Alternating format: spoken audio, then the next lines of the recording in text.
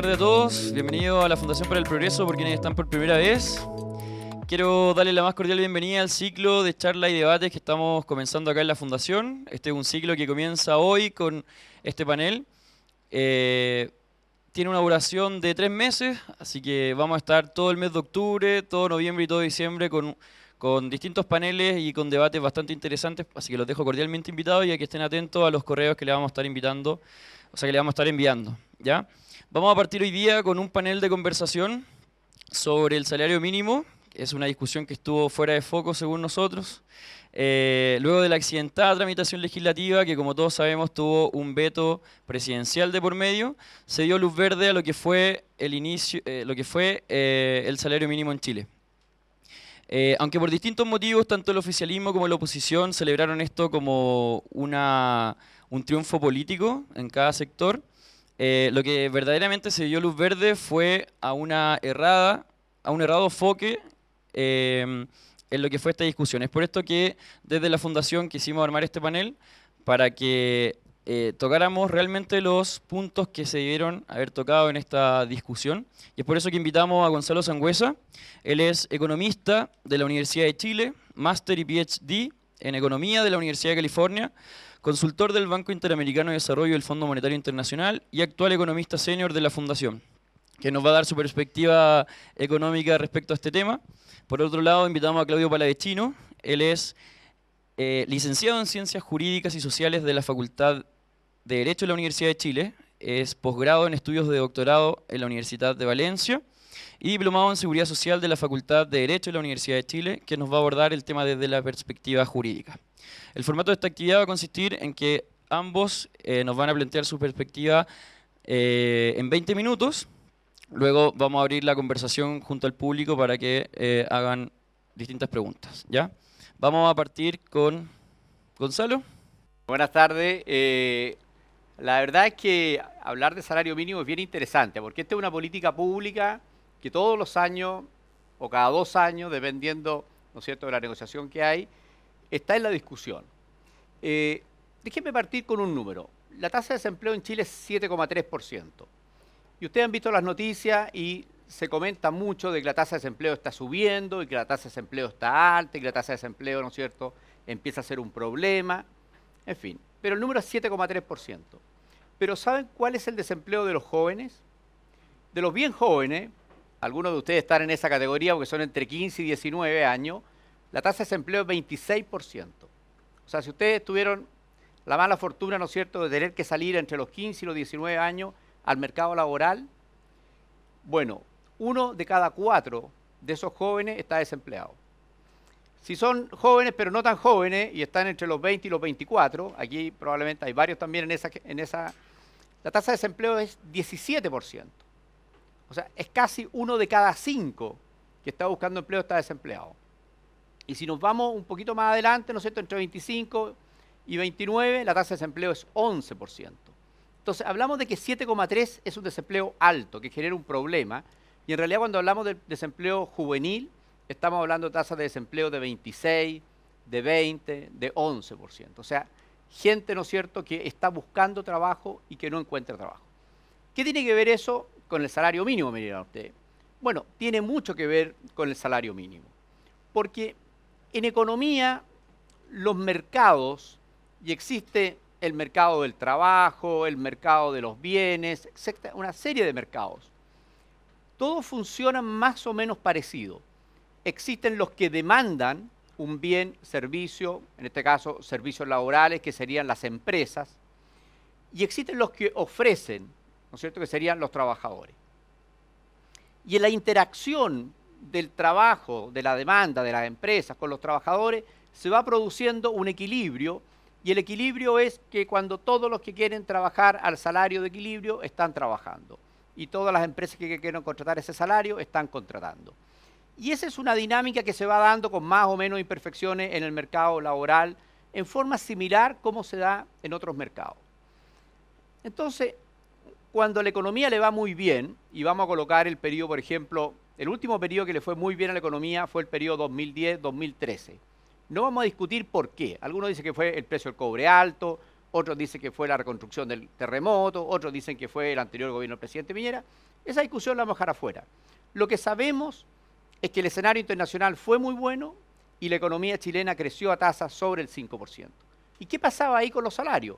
Obviamente, si la economía está creciendo, las empresas están demandando más trabajadores y los salarios subían a tasas más o menos del 3,5% en términos reales. O sea, teníamos un aumento importante de los salarios.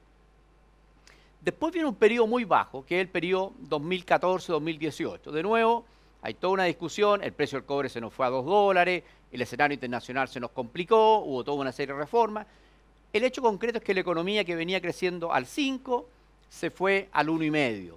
Y como la economía creciendo al 1,5, obviamente las empresas no necesitaban contratar más trabajadores, el empleo creció también cerca de 1,5 y los salarios reales también cerca de 1,5. Entonces, eso nos muestra la dinámica del mercado laboral. Cuando la economía crece, las empresas demandan más trabajadores, los salarios crecen más rápido. Cuando la economía crece menos, las empresas demandan menos trabajadores, los salarios crecen más lento. Eso refleja la dinámica oferta-demanda del mercado laboral. Muy similar a otros mercados. ¿Qué es lo que hace el salario mínimo? El salario mínimo coloca una cuña. Lo que hace es que establece que bajo ese salario no se puede contratar. Es decir, un trabajador, un joven que estaría dispuesto a mí la tecnología me supera, entonces no sé cómo se pagan estas cosas. Vamos a hacer un esfuerzo para pagarlo. Como que ahí está pagado. Entonces, se establece un salario mínimo y un joven que está dispuesto a trabajar por un sueldo inferior a ese mínimo no se puede contratar. Y a la vez una empresa que también a lo mejor está dispuesta a contratar, pero no a ese salario mínimo, tampoco está dispuesta, tampoco puede contratar. Entonces, aunque se pudiera juntar, ¿no es cierto?, un trabajador dispuesto a trabajar a cierto salario y una empresa dispuesta a pagar ese salario, si eso es bajo el mínimo, no se puede hacer. Entonces, ¿qué produce el salario mínimo? Produce dos mercados. El mercado formal, donde se paga el salario mínimo, donde se contrata, donde se paga la previsión para salud, para pensiones, y produce un mercado informal, donde no está regulado y donde todo está fuera de la ley. Entonces, en todas las economías, en los mercados laborales, en unos más, en otros menos, nos encontramos con este efecto de que tenemos un mercado formal y tenemos un mercado informal. Entonces, una consecuencia de este salario mínimo es que al final se produce el equilibrio entre la demanda y la oferta. Al final, los que están dispuestos a trabajar por un salario menor al mínimo terminan trabajando en un mercado informal. Y las empresas que no pueden pagar ese salario mínimo porque el trabajador no produce tanto, y ya les voy a contar dónde son esos mercados, lo que termina también es un mercado informal. Entonces, uno de los problemas que tenemos en la economía chilena es esta informalidad. Y cuando hablamos de mercado informal, de trabajo precario, estamos hablando no del 1, del 2, estamos hablando del 30% de la economía.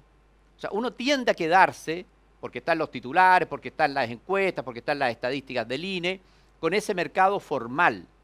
Y parece todo muy bonito cuando yo aumento el salario mínimo, ¿no es cierto?, y puedo generar esa política pública, pero lo que no veo es que lo que termina aumentando es el mercado informal. Y uno de los grandes problemas, y de las recomendaciones que lo hacen los organismos internacionales en Chile, es que ese mercado informal es muy grande, es del orden de 30%. Y esa gente no solamente no gana el salario mínimo, sino que gente que por no poder tener contrato, porque no se puede hacer un contrato por bajo el salario mínimo, termina tampoco sin seguro de salud, sin ahorro para las pensiones, sin seguro de cesantía. Entonces, una consecuencia, ¿no es cierto?, de tratar de intervenir un mercado es que se genera este empleo informal. Ya voy a hablar de por qué se hace, ¿no es cierto?, porque todo tiene una racionalidad, entonces, ¿qué es lo que buscan los que lo hacen? Pero déjenme contarles qué dicen los estudios empíricos. Tenemos muchos, o sea, uno de los mercados que más se estudia desde el punto de vista empírico es precisamente el mercado laboral, porque hay mucha información. Podemos discutir la calidad de la información, aquí todos los días discutimos sobre la calidad de la información del INE, pero tenemos los datos. Y en Chile tenemos varias fuentes de datos de empleo, porque tenemos los datos que hace la Universidad de Chile, los que hace el INE, los que están en los sistemas de pensiones, los que están en los sistemas de salud, etc. Bueno, en Estados Unidos la gracia es que son estados y los salarios mínimos son distintos entre estados. Entonces se puede comparar muy bien qué pasa cuando en un periodo de 10, 20 años un Estado ha ido aumentando el salario mínimo más rápido que el otro. ¿Por qué? Porque tengo un mecanismo de control. Puedo comparar dos situaciones similares, ¿no es cierto? Y en que solamente la diferencia es el salario mínimo. Y en lo que yo diría que hay bastante consenso en que lo que produce el salario mínimo no es que la gente que está trabajando queda desempleada, sino que lo que produce es que se genera menos empleo. Entonces, en los estados donde ha ido creciendo más rápido el salario mínimo, el efecto es que son estados donde el empleo crece mucho menos. Entonces, ¿qué pasa? Que ¿quiénes son los que necesitan los nuevos empleos? Precisamente los jóvenes, los que están saliendo al mercado laboral. Entonces, lo que uno ve en esos mercados es que se generan menos empleos para eso. ¿Por qué? Porque si uno pone un salario mínimo más alto que el de equilibrio, quiere decir que hay ciertas empresas que habrían estado dispuestas a contratar, pero que a ese salario no pueden contratar. Es decir, son empresas de baja productividad, de bajo retorno, que si uno les sube mucho el salario mínimo, sencillamente no existen. Entonces, esa empresa que no existe es la empresa que no generó los empleos que podría haber generado. Otro caso es esas empresas que andan al 2 y al 3, pues, que les va más o menos, digamos, que no son los grandes negocios, ¿no es cierto? Son negocios más chicos y a cierto salario el negocio da y si el salario sube, el negocio no da. Entonces también desaparecen mucho más empresas en los estados donde el salario mínimo sube más rápido. ¿Por qué? Porque sencillamente el negocio no da. Entonces hay dos efectos que hacen que se genere menos empleo. Se construyen menos empresas, se forman menos empresas y desaparecen más empresas. Entonces tenemos la consecuencia de los mercados informal, tenemos la consecuencia de que hay menos generación de empleo. Y eso está bastante estudiado en la literatura. Hay algunos estudios que muestran que no hay efecto, pero todos los estudios, incluido uno que hay para Chile que salió hace poco y que está muy comentado, ¿no es cierto?, de Nicolás Grau y otros, es que toman un grupo de trabajadores que está trabajando.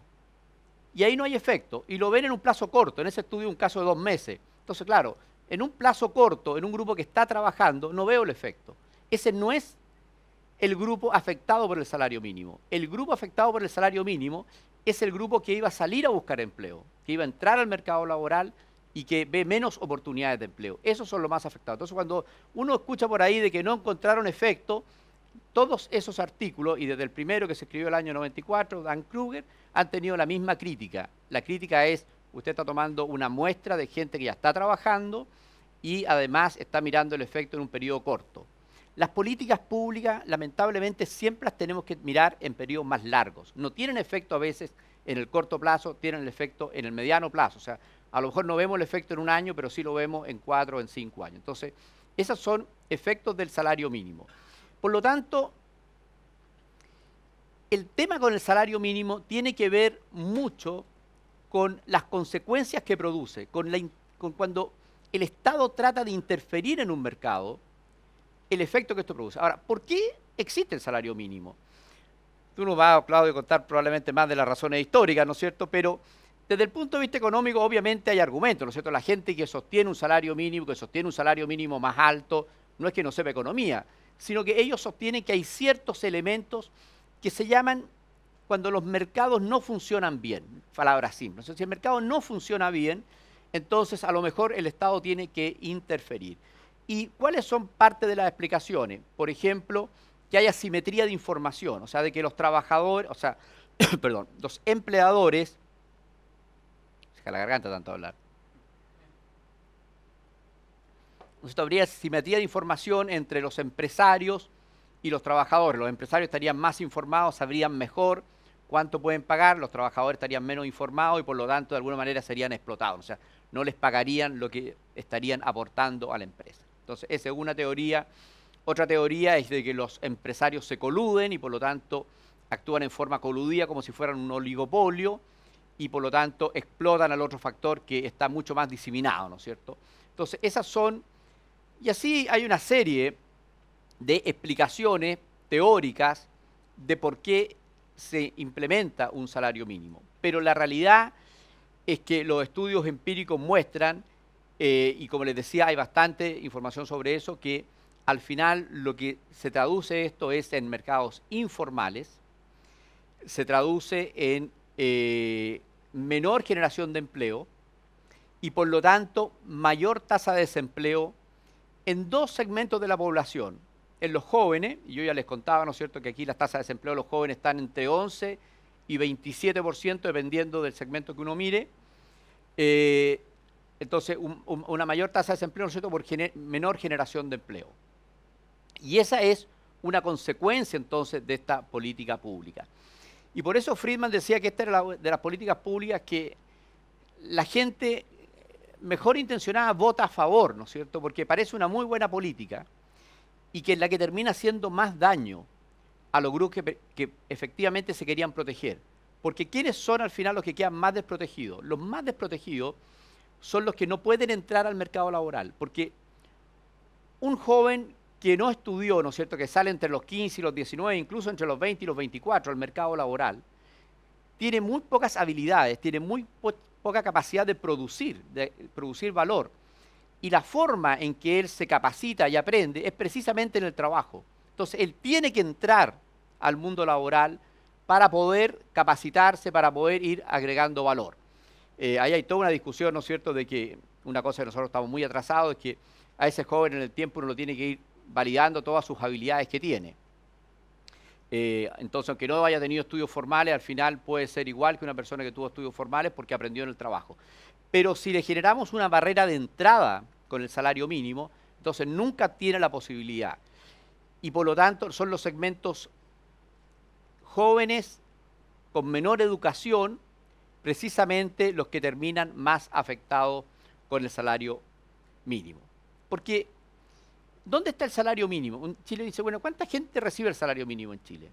Son del orden de 600.000 personas. Esas son las estimaciones que hay de personas. ¿Y en qué segmento? Porque lo más probable es que los mismos que reciben el salario mínimo tengan las mismas características de los que están desempleados, porque el salario mínimo es una barrera. Y están en el sector agrícola.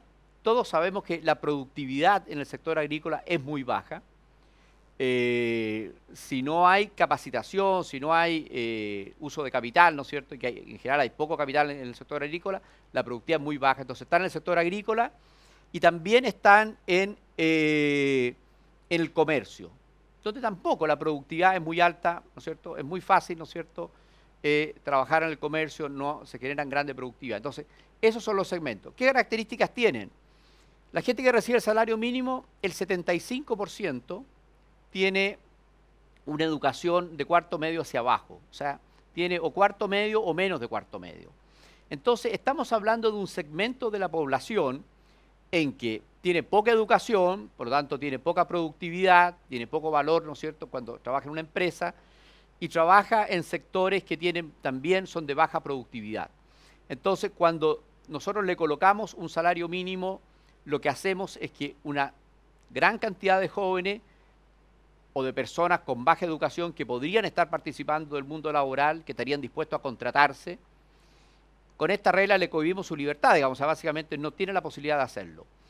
Y no son pocos, porque uno diría, bueno, es que a lo mejor a uno no le suena, ¿no es cierto?, que eso sea un número. El 40% del desempleo. El desempleo de estos segmentos que yo les conté son del orden de 280.000 personas, o sea, casi 300.000 jóvenes que buscan trabajo todos los días y no encuentran. ¿Por qué? Porque al salario mínimo no los contratan. Entonces tienen que empezar a buscar en ese mercado más informal. Y son 40% del desempleo total. O sea, gran parte del problema del desempleo tiene que ver precisamente ahí. Entonces, y para ir terminando, ¿es una buena política el salario mínimo? No es una buena política. ¿Pero qué hacemos? Hay otras políticas. Y las otras políticas tienen que ver precisamente con mejorar la productividad de esos jóvenes. O sea, en Corea, porque todos ustedes, yo ya no, pero todos ustedes van a competir con los coreanos, con los asiáticos, ¿no es cierto? El mundo es mucho más global que hace 20, 30 años atrás cuando yo empecé a trabajar. En Corea, el 80% de los jóvenes que sale de cuarto medio o está en educación universitaria o está en educación terciaria. Nosotros yo creo que es como la mitad. Entonces hay una enorme diferencia entre salir a competir al mundo laboral habiendo pasado por educación técnica o habiendo pasado por educación universitaria que salir con cuarto medio o con menos de cuarto medio. Entonces ahí es donde uno tiene que actuar con las políticas públicas, es decir, hacer que esos jóvenes entren al mundo laboral con mucho más productividad, con mucho más capital humano y que por lo tanto, ¿no es cierto?, tengan la posibilidad de desarrollarse. Y por otro lado, generar mayor flexibilidad para que tengamos más empleo, como les comentaba yo, cuando la economía crece más rápido, se genera más creación de empleo y por este equilibrio oferta y demanda, los salarios en forma natural suben. Y cuando la economía crece menos, los salarios no suben. Entonces, si queremos mejorar los salarios, si esa es nuestra preocupación, necesariamente tenemos que generar condiciones para que la economía crezca más rápido. Y si queremos estar preocupados de qué está pasando con los jóvenes y su desempleo, lo que tenemos que preocupar es que estén educados y sigan su educación y no que entren al mundo laboral, como está entrando una gran cantidad de jóvenes, ¿no es cierto?, con cuarto medio o incluso con menos de cuarto medio. Entonces, en síntesis, me quedo con las palabras de Friedman que decía, ¿no es cierto?, que esta es una política pública que gente muy bien intencionada apoya. En Chile, cuando se discute el salario mínimo, mucha gente, ¿no es cierto?, también sale apoyando el salario mínimo y la verdad es que las consecuencias no las ven porque nunca salen los titulares ese desempleo de 26%, de 20%, o sea, sí, en torno al 20% o de 11%. Sale el número promedio que es 7,3% y que claro, es malo, pero no es tan malo. Pero si el titular fuera 26%, yo les aseguro que la próxima vez que discutiéramos el salario mínimo, veríamos de otra manera el problema. Gracias. Bueno, profesor, le doy la palabra.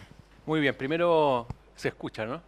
Primero que todo, como corresponde, agradecer una vez más a la Fundación para el Progreso esta invitación y a ustedes, por supuesto, la concurrencia tan masiva, ¿no?, en un tema que aparentemente pudiera ser un tema técnico, pero no es un tema puramente técnico.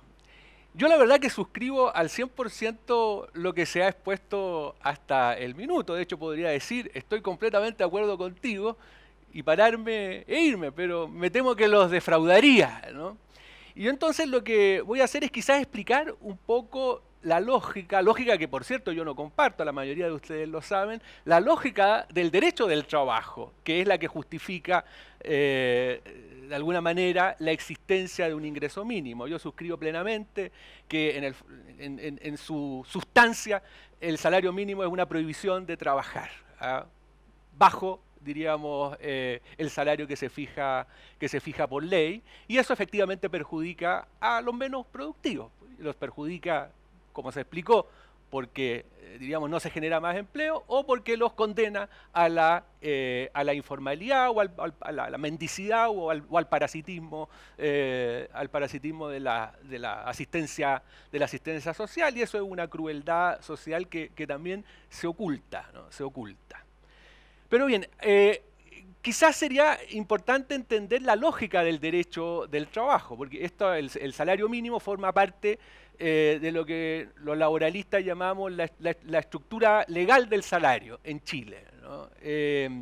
¿Por qué el Estado, a través de la legislación, determina a todas las empresas, a toda la persona que quiere emprender, ¿no es cierto?, a todo el que conjuga factores de producción para generar bienes y servicios, le impone una estructura de remuneración? Eso es quizás lo más interesante, porque lo que está detrás de todo esto es, en último término, nuestra vieja amiga o enemiga teoría de la explotación, ¿no? Todavía, diríamos, subyace hasta hoy, siglo XXI, ¿no?, siendo refutada, ustedes lo saben, casi paralelamente con su exposición, ¿no? Subyace todavía en las lógicas del derecho del trabajo la teoría de la explotación. Esta idea, ¿no es cierto?, de que hay una brutal asimetría de fuerzas entre el empresario, el que organiza factores productivos, y el trabajador, y entonces, producto de esa asimetría brutal de fuerzas, el empresario se queda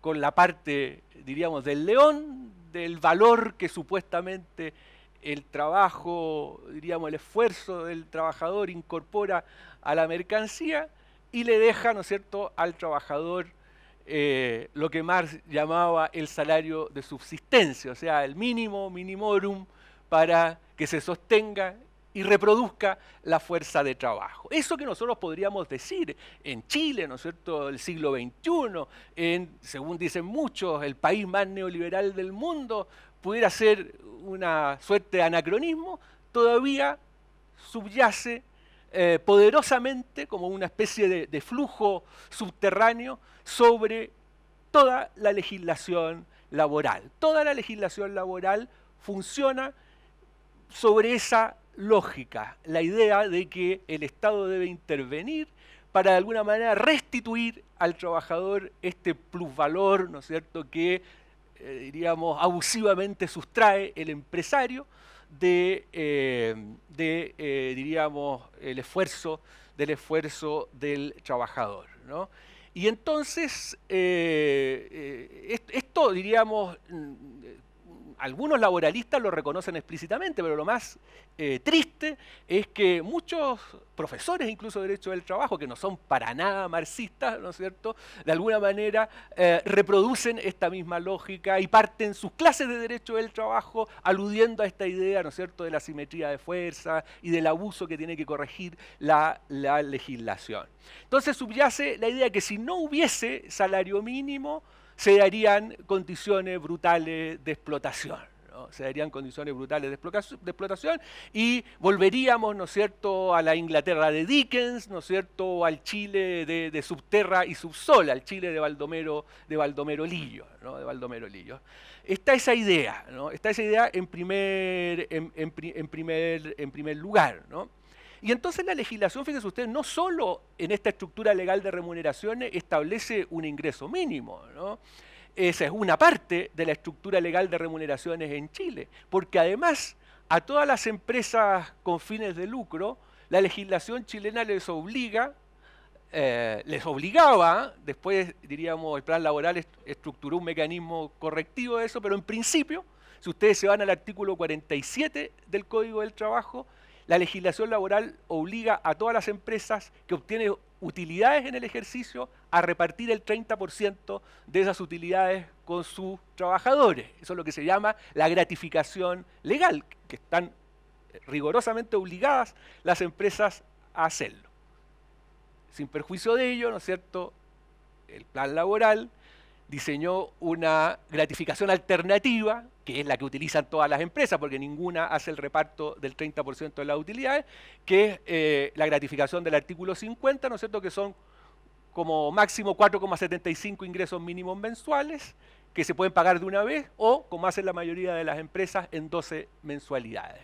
Por tanto, fíjense ustedes, el ingreso mínimo no solo es los 300.000 o 200 y tantos mil pesos que se fijaron, ¿no?, diríamos, en la última ley, sino que además, ¿no es cierto?, el 12avo mensual, ¿no es cierto?, de 4,75 ingresos mínimos mensuales. Porque tanto ningún trabajador en Chile gana el ingreso mínimo pelado, sino que gana el ingreso mínimo más la gratificación. Pero me interesa el ejemplo de la gratificación del 30%, porque nuevamente ahí está la lógica, ¿no es cierto?, de que el empleador se queda, ¿no es cierto?, con la parte del león del valor, ¿no es cierto?, que produce el trabajador, y de alguna manera el Estado, a través de la legislación, tiene que devolvérselo a los trabajadores. De hecho, hay un proyecto de ley, afortunadamente quedó eternamente durmiendo en el Congreso, que suprimía la gratificación del artículo 50, y volvía a forzar, ¿no es cierto?, al reparto de utilidad. Pero afortunadamente ese proyecto sigue durmiendo ahí en el Congreso, ¿no?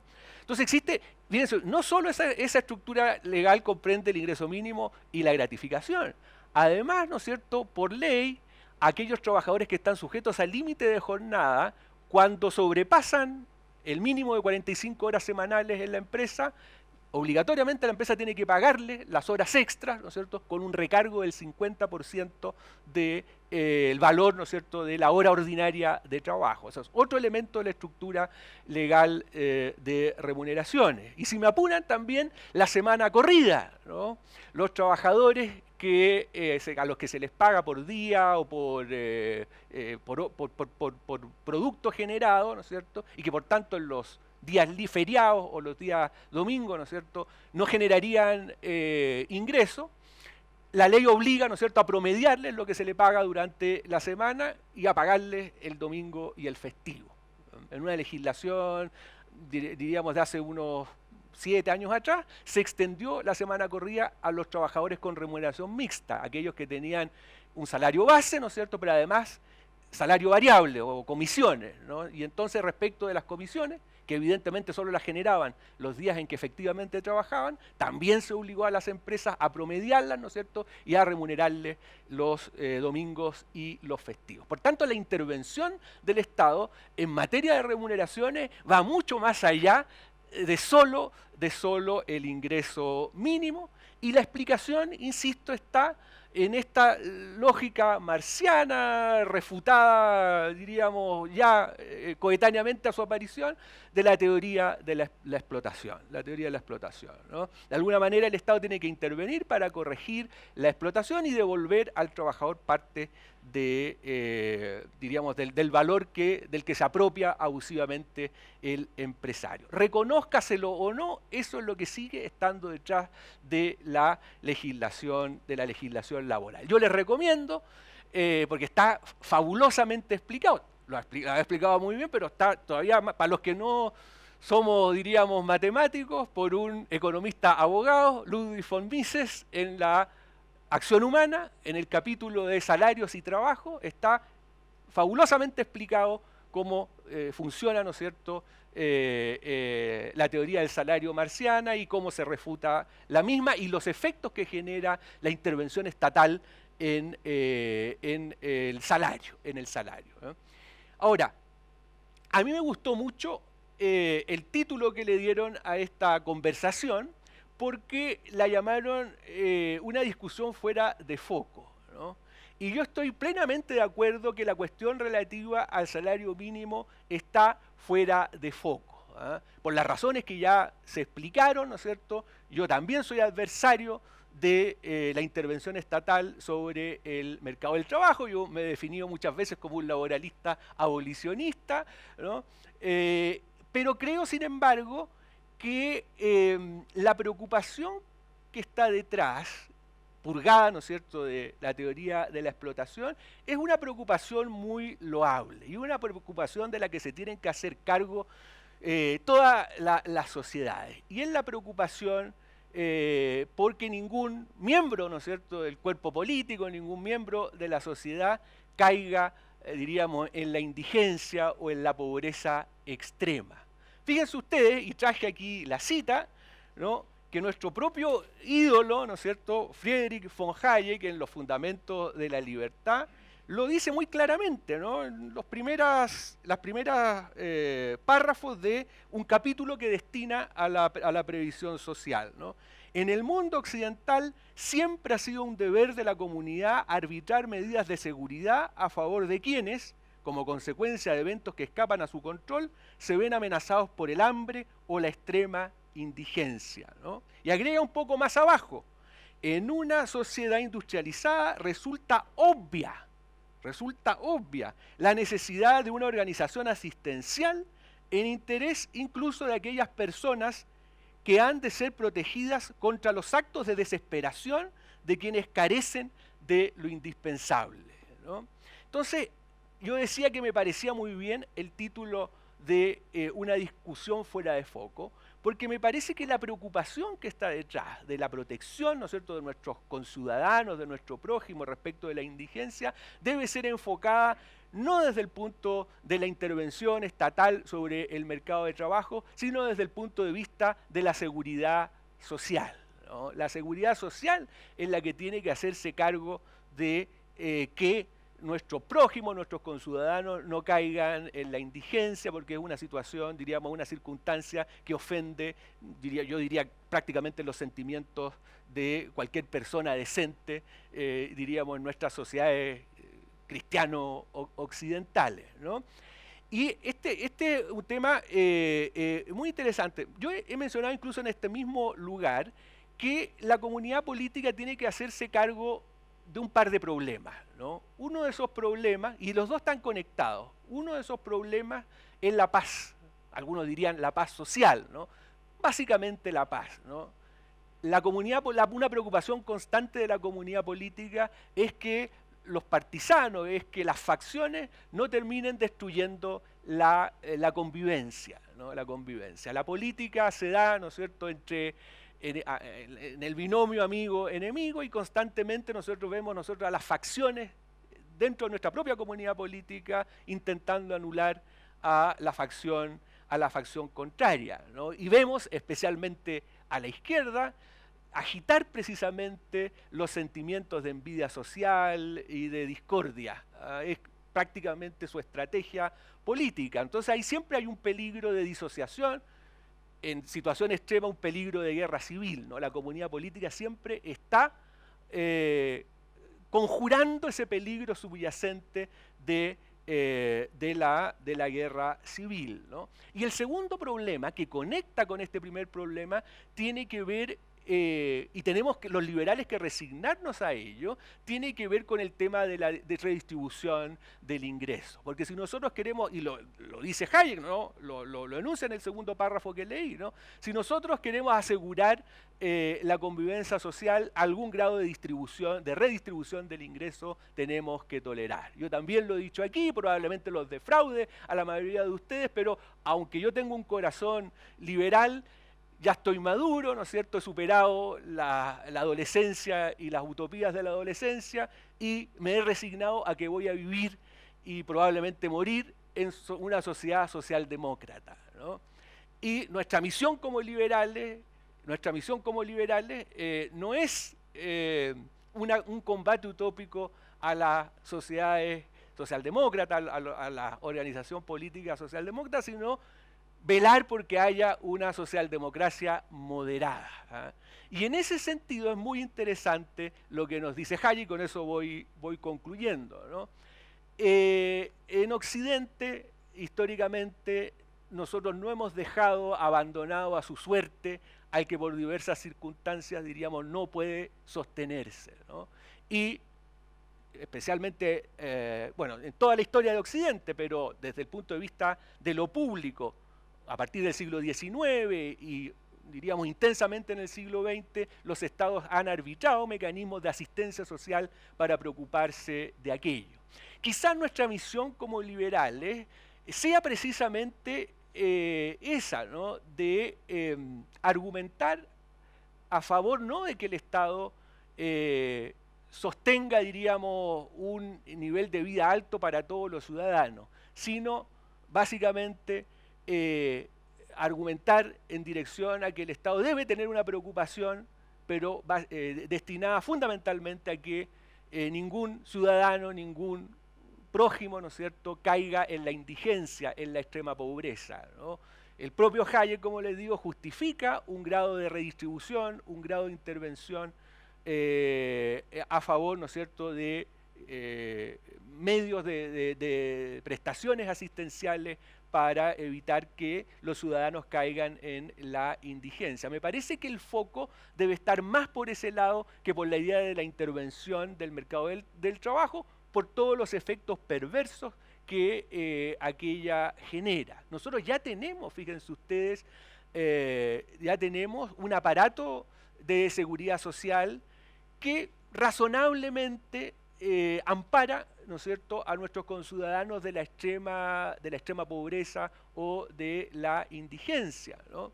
Una cuestión que voy a dejar enunciada porque sé que es polémica, ha sido toda la discusión sobre el salario universal que se ha dado en Europa, ¿no? Muchos sostienen que en lugar de sostener todo este aparato burocrático que es necesario, ¿no es cierto?, para administrar los flujos de la seguridad social, los ingresos y los gastos, ¿no es cierto?, que se lleva una parte significativa de los dineros que se destinan con esa finalidad, sería sustituir todo el sistema, diríamos, de seguridad social por un salario universal garantizado a todos los ciudadanos, ¿no? Hay crítica, me parece que Rayo ha escrito contra la renta universal, la renta básica universal, ¿no? Pero sería un tema interesante de discutir a lo mejor en otra ocasión en esta misma fundación.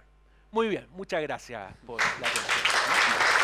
Bueno, la verdad es que justo quería hacer una pregunta antes de abrir las preguntas al público, y era eso, una de las críticas que siempre se le hace al salario mínimo es el tema del desempleo, de que va a aumentar, también entra en discusión la rigidez laboral en todo esto, pero ha nacido esta alternativa que es la de crear un salario mínimo universal.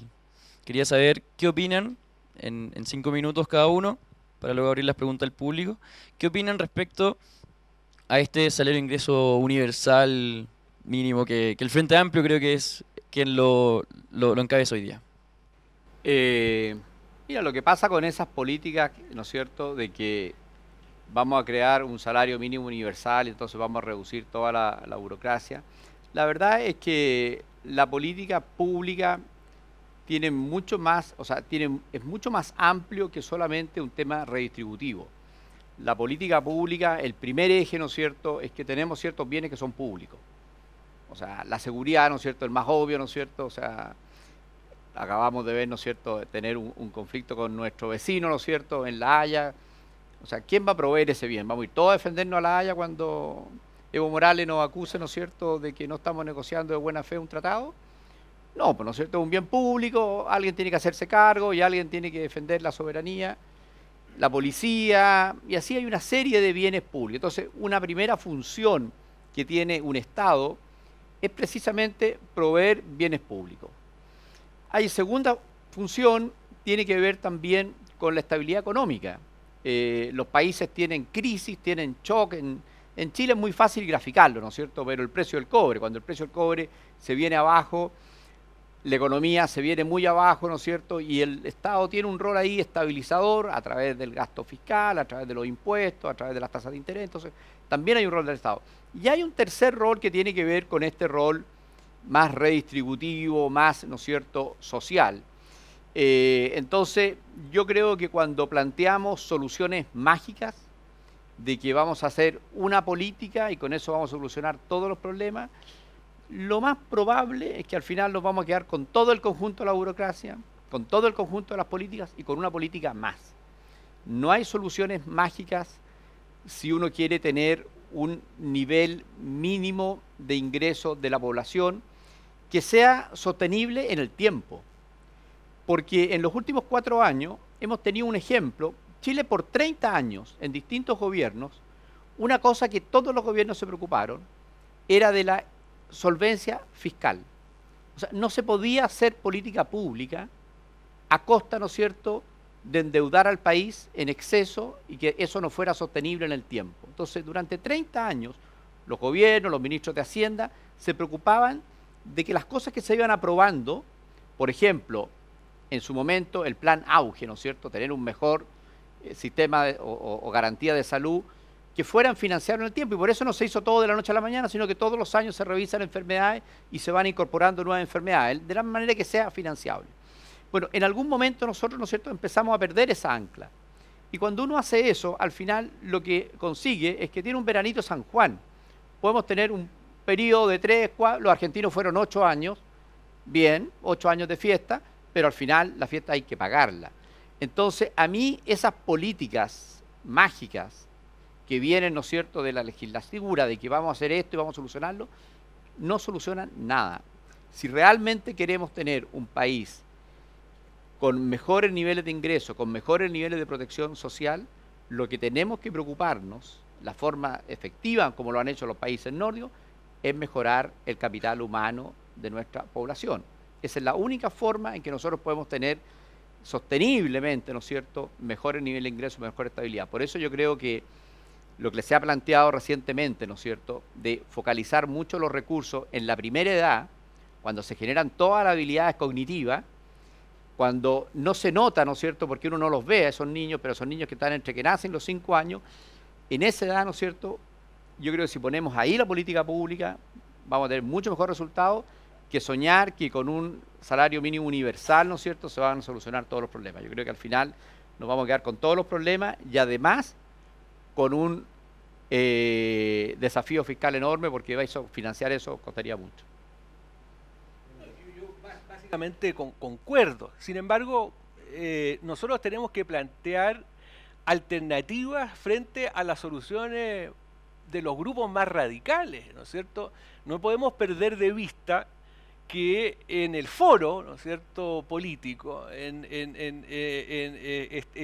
estamos compitiendo, ¿no es cierto?, estamos discutiendo con fuerzas que tienen posturas mucho más radicales que nuestra, diríamos, moderada y bastante, diríamos, aceptable seguridad social, ¿no? Entonces, yo no soy enemigo de introducir la cuestión al debate. Es cierto esa observación que tú haces muy realista, ¿no? Puede que efectivamente, ¿no es cierto?, si nosotros diríamos, apoyamos la idea de una renta universal, nos quedemos con la seguridad social y además con la renta universal. Pero habría que argumentar o habría que hacer un esfuerzo intelectual en orden a la sustitución, ¿no? A la sustitución. Nosotros tenemos, la verdad que cuesta hacérselo entender, al común de la gente, pero nosotros tenemos un sistema de protección social que yo diría que asegura, salvo acaso muy límite, ¿no es cierto? Hay gente que porque está demenciada, porque está, diríamos, con patología muy severa, ni siquiera es receptiva a las ayudas sociales, pero tenemos un sistema de protección social contra la indigencia, contra el nivel, diríamos, la indigencia es un concepto técnico que apunta, diríamos, al nivel más bajo de la pobreza, aquel en que el sujeto no puede sostener, diríamos, sus necesidades mínimas de alimento, ¿no es cierto?, de cobijo y de vestuario, ¿no es cierto? Nosotros tenemos un sistema de protección social por sobre ese umbral. La gente que uno ve en la calle, ¿no es cierto?, son outsiders, gente que, insisto, que no quiere incorporarse al sistema de protección, ¿no? Pero claro, yo puedo decir en clase, ¿no es cierto?, puedo decir, diríamos, en foros, que nuestro sistema de asistencia social es bastante satisfactorio, sobre todo si lo comparamos con el resto de Latinoamérica. Pero eso no basta, no es suficiente, porque tenemos, diríamos, fuerzas que plantean que la situación es, diríamos, insostenible, que es vergonzosa y que tiene que hacerse mucho más, ¿no es cierto?, en aras a, por ejemplo, la redistribución del ingreso, ¿no? Y en ese sentido, apelando, diríamos, a lo que hay que, a esa batalla que hay que dar política, ¿no es cierto?, en el mundo real, es donde precisamente nosotros debemos, creo yo, ¿no es cierto?, los liberales, apostar por soluciones más moderadas y no obstinadamente, tercamente, mantenernos en la utopía de la supresión de toda intervención, de toda intervención del Estado o del Estado policial, ¿no es cierto?, que solo se preocupa de justicia y orden público y seguridad externa, ¿no? Eso la verdad que no tiene mucho sentido ni mucho futuro, y hacemos un flaco favor en orden a mantener lo que yo les digo, ¿no es cierto?, una socialdemocracia moderada, una socialdemocracia razonable, que no comprometa los equilibrios fiscales y que pueda, diríamos, sostenerse en el tiempo. En ese sentido, me parece que debiéramos quizás discutir y profundizar un poco más sobre la idea de la renta universal. Vamos a abrir las preguntas del público. Sí. Hola, es más que nada un comentario con respecto a la renta básica universal. Yo no he leído el libro de Rayo que comentaba el profesor contra la renta básica, pero sí he visto algunos debates con economistas que sí defienden, como Daniel Raventos, y la discusión que se abre tiene dos grandes líneas, se puede abordar de dos partes, desde una concepción, una justificación filosófica y una justificación económica. Por el lado filosófico, uno podría plantearse si realmente yo o una persona tiene el derecho a cobrar un salario si es que por A o ese motivo no tiene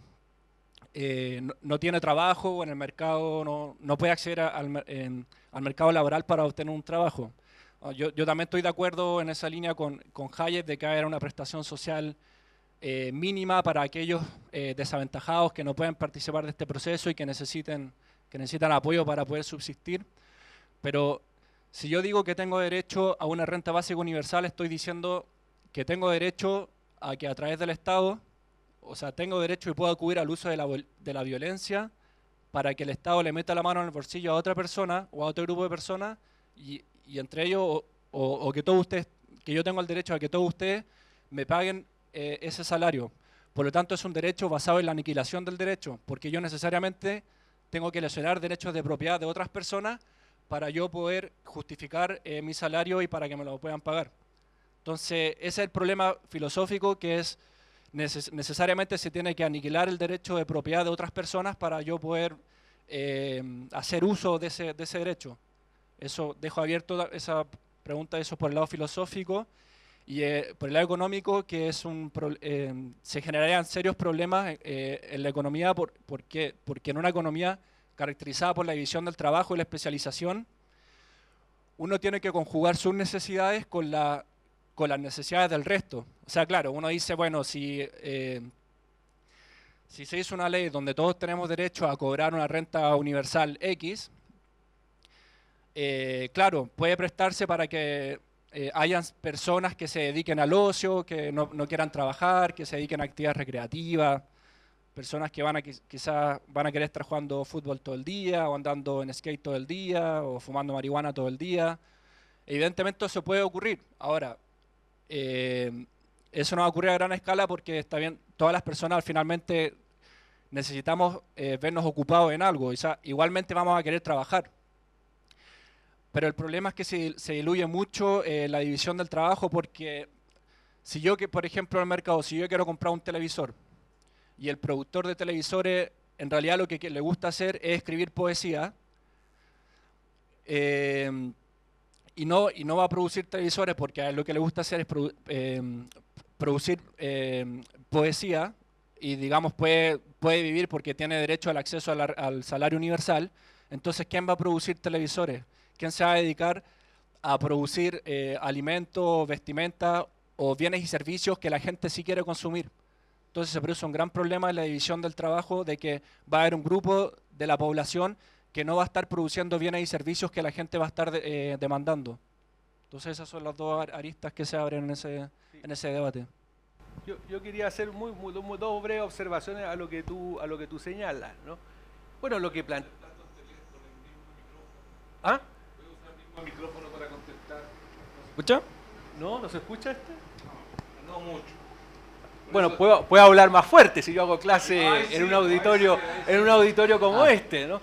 Bueno, yo diría dos observaciones muy breves. Primero, lo que plantea Hayek también supone coacción y violencia, ¿no? De hecho, Fernando Hacha, un colega mío que ustedes conocen muy bien de la Universidad de Chile, escribió un artículo hace tiempo ya que se llama Socialismo Hayekiano, porque él dice, si efectivamente Hayek justifica redistribución, ¿no es cierto?, y coacción, ¿no es cierto?, para estos mínimos, ¿por qué no para más de esos mínimos, ¿no? Entonces, la verdad es que no hay soluciones puras. La utopía nunca es posible llevarla, es utopía, ¿no? Es un lugar, diríamos, que no existe. Nunca podemos llegar allí, ¿no? Entonces, yo creo que es más o menos inevitable. Si nosotros queremos, desde el Estado, ayudas sociales, tenemos que aceptar un grado de redistribución. Nuestra misión es que, como liberales, que eso sea el mínimo. Y en relación a lo segundo, claro, es que yo creo que, al menos en una economía como la nuestra, nadie plantea una renta universal fabulosa que te permita, diríamos, el ocio y la adquisición de todos los bienes sin trabajar.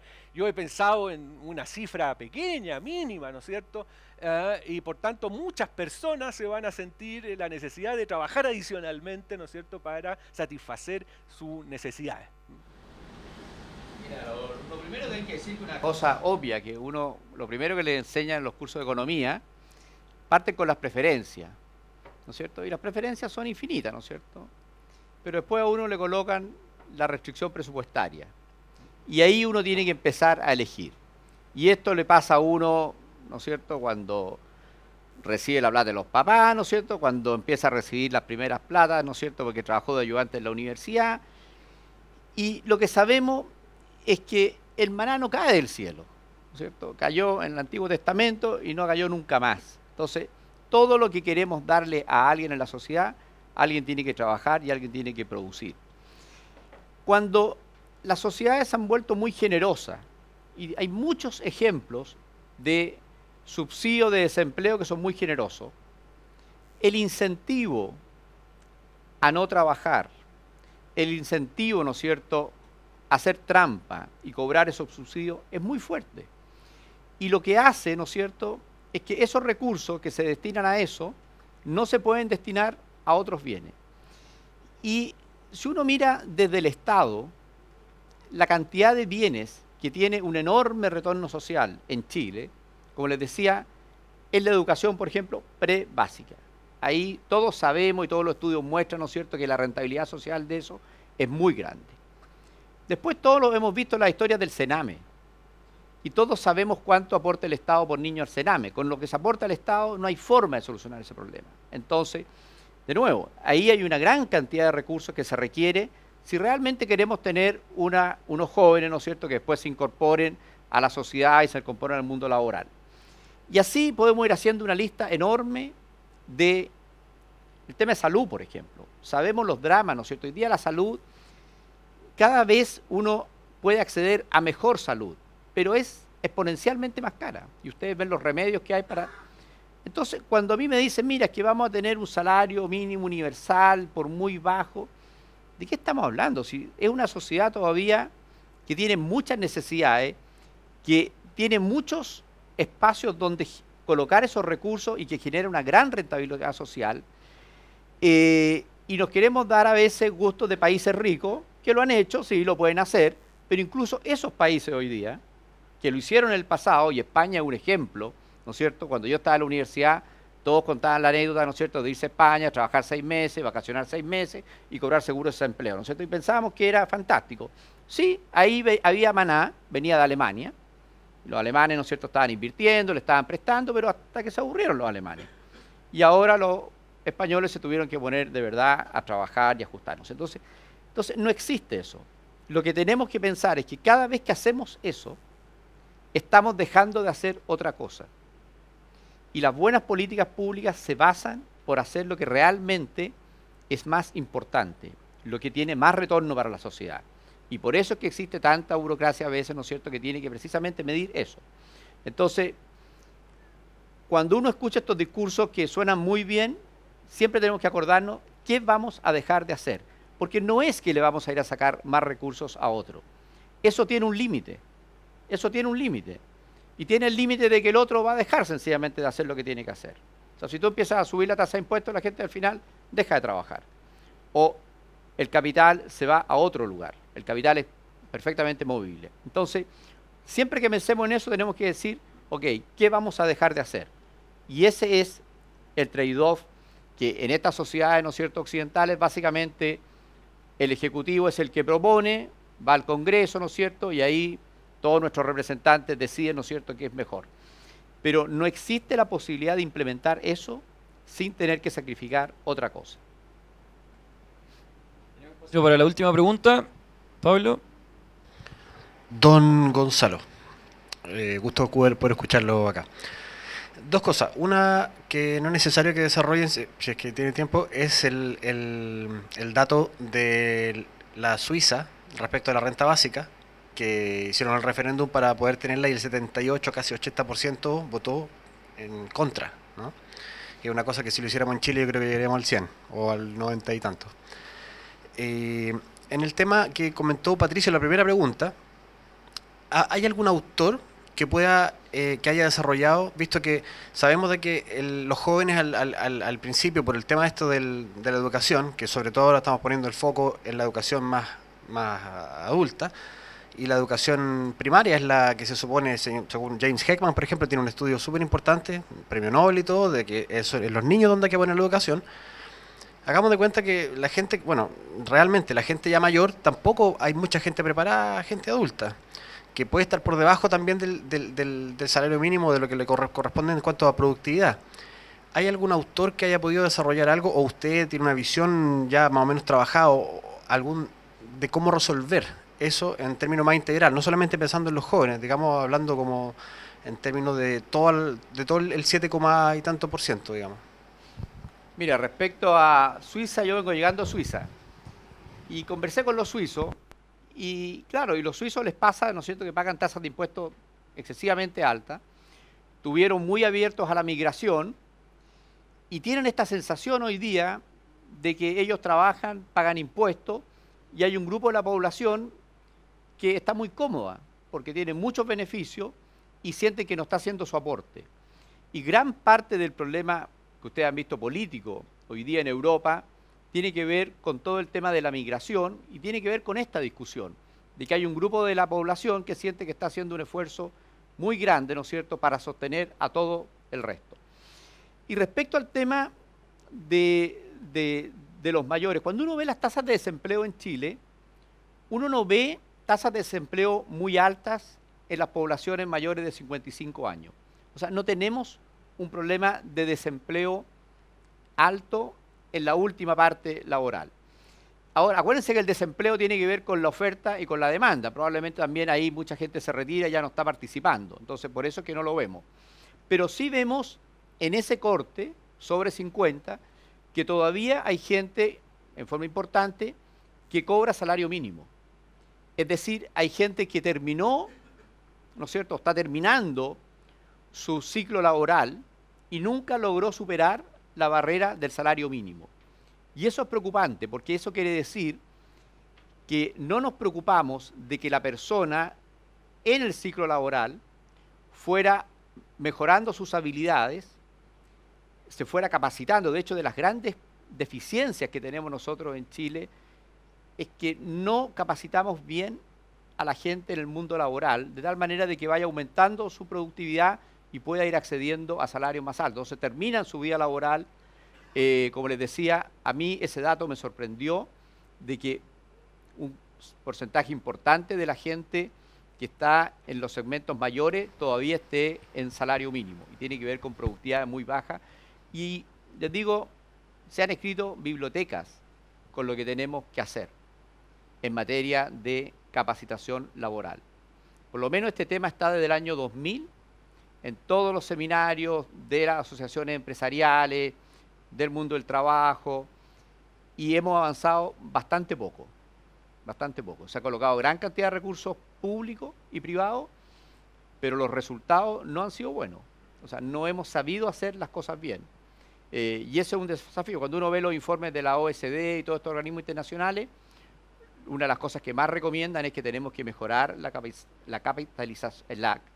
el capital humano de la gente que está trabajando hoy día. ¿Algo que acotar, profesor, a esto? ¿No? Bueno, quiero pedir un fuerte aplauso a nuestros dos invitados. Agradecer a don Claudio, al profesor Gonzalo.